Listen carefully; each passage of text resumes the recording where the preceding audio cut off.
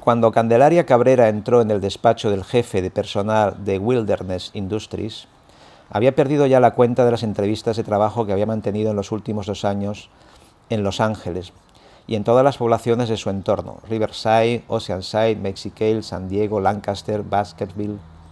No recordaba ni los nombres de las empresas ni las caras de los entrevistadores. Todas esas firmas y esos hombres siempre eran hombres, tipos en su mayoría insulsos y grises, como el que la iba a entrevistar en ese momento. Formaban ya en su memoria una masa informe, un lodo pegajoso compuesto por materia orgánica en descomposición. Siéntese, por favor, aquí, eso es. El tipo cerró la puerta del cubículo tras él. Era un hombre que rondaba los 50, bajito y gordo, con cara de crápula, que vestía un traje pasado de moda y una corbata desanudada con dibujos de cochecitos de carrera. Así arranca. Ya da mal rollo, ¿no?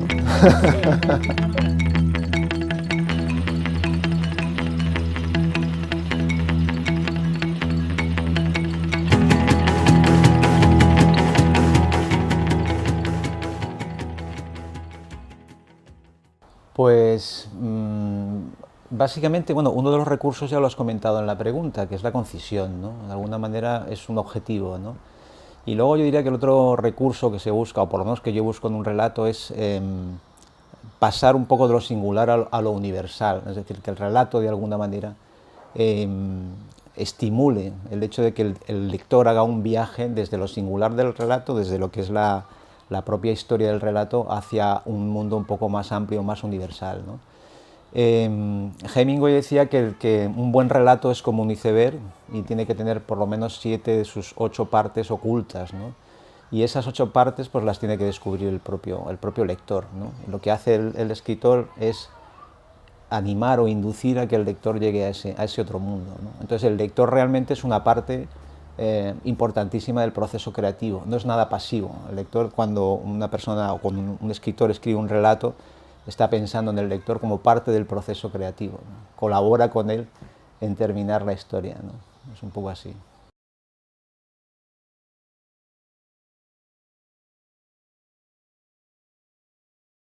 Me gustan porque son autores que no, en principio están relacionados con mi propia vida, porque fueron los primeros autores que fui descubriendo, ¿no? Pero me gustan porque prima el fondo sobre la forma en sí, ¿no? Son muy concisos, utilizan un lenguaje muy cercano, frases muy cortas, diálogos muy ágiles, muy vivos, muy cercanos a la realidad, ¿no? Y son autores que se leen con mucha comodidad, con mucha facilidad y además que aportan muchísimo, ¿no?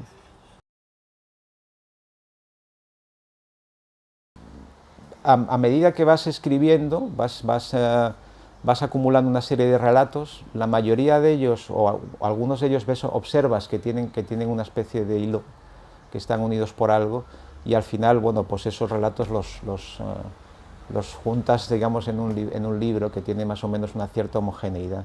Pero no es que surja la idea de decir, voy a escribir un relato esté ambientado, ¿no?, en Norteamérica y que esté de alguna manera se retroalimente de todas las historias que he leído de escritores como Hemingway o como Truman Capote, etcétera, ¿no?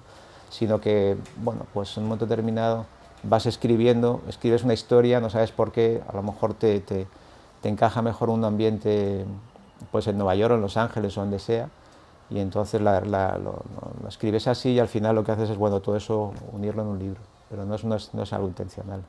Sí que es cierto que hoy día se tiende a que los libros de relatos tengan una cierta homogeneidad, ¿no? Pero yo tampoco lo veo algo imprescindible, ¿no? Por lo menos para mi gusto tampoco es imprescindible, ¿no?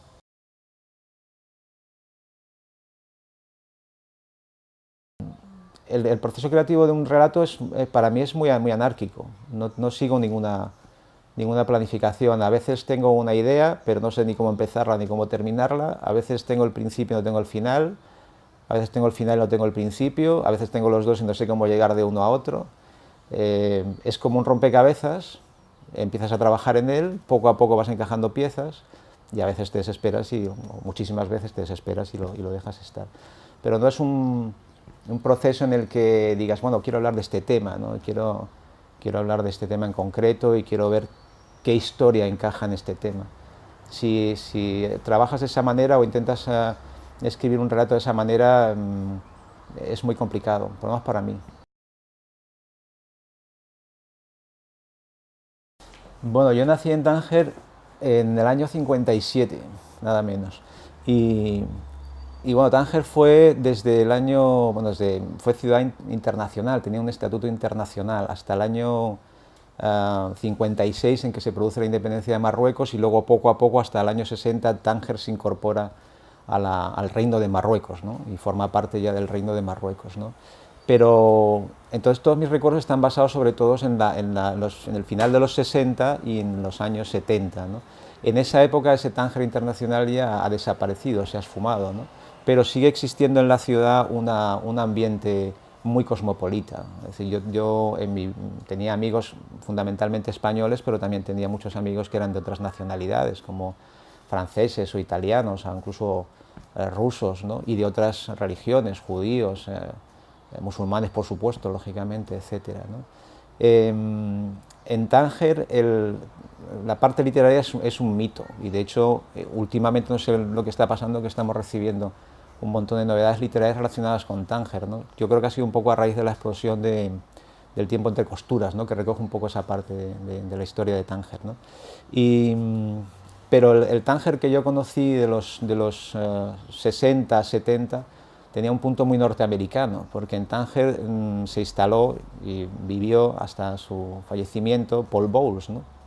Bowles escribió una novela que se llama El cielo protector y como era norteamericano tenía una gran relación con los escritores norteamericanos y en Tánger estuvieron pasando tiempos o temporadas más o menos largas muchos escritores de la Beat Generation, ¿no? Que eran, pues no sé, Allen Ginsberg o Rauch o escritores de este tipo, ¿no? Jack Kerouac, etc. Entonces, estos escritores, nosotros estábamos continuamente empapándonos de ellos. Ellos, aunque ya a mediados de los 60 ya se habían ido, ese espíritu quedaba en la ciudad. En una de las librerías de la ciudad, que se llama la Librería de Colón, que es muy famosa en el mundo entero, todos sus libros estaban en un escaparate, etc.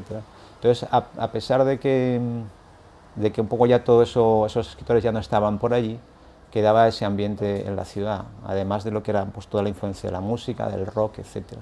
Y realmente nosotros vivíamos un poco de espaldas a España, de espaldas a Europa, vivíamos como en otro mundo, era como un país de nunca jamás, y de espaldas a España y con muchas influencias, entre ellas la norteamericana, era una cosa muy curiosa. Bueno, cuando vine a España, vine del año 75, justo el año en que murió Franco, fue un shock total. Nosotros, o sea, la generación anterior a la mía, mi padre, por ejemplo, se fue a Tánger como médico, él era médico, ¿no? Y allí había una gran colonia española, pero esa colonia española había hecho como una especie de pacto de silencio. No querían hablar de lo que había sido la historia reciente de su país, porque había sido muy cruda, porque venían de una guerra civil, un enfrentamiento terrible, y entonces eso no se comentaba en nuestras casas, ninguno de nuestros padres nos hablaban de esa época, había como un pacto de silencio, ahí no se hablaba nada de eso, y nosotros, los hijos, pues tampoco hablábamos nada de eso. Entonces, para nosotros, ya te digo, vivíamos como en un mundo un poco cerrado, un poco idílico, y de repente llegar a España y encontrarnos con esa realidad tan bestial, llegar a la universidad como llegué yo, encontrarme con todos esos movimientos estudiantiles, con todo ese cambio que se produjo con la muerte de Franco, ¿no? Y tal, fue un choque fuerte, sí.